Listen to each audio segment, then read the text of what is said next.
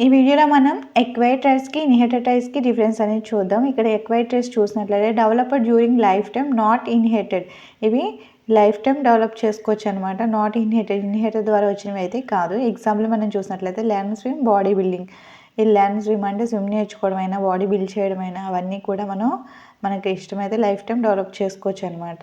ఇవి ఇన్హెరిటెడ్తో వచ్చినవి కాదనమాట. నెక్స్ట్ ఇన్హెరిటెడ్ ట్రైట్స్ చూసినట్లయితే passed from parents to of spring.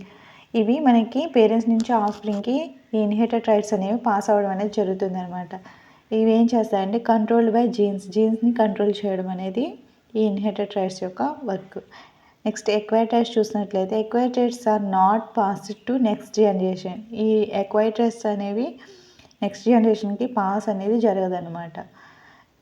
ఇక్కడ మనం ఇవి నెక్స్ట్ జనరేషన్కి పాస్ అవుతాయని ఆల్రెడీ మనం చెప్పుకున్నాం కదా. పేరెంట్ నుంచి ఆఫ్ స్ప్రింగ్ అనేవి పాస్ అవుతున్నాయి. ఎగ్జాంపుల్ మనం I colour, blood group, height.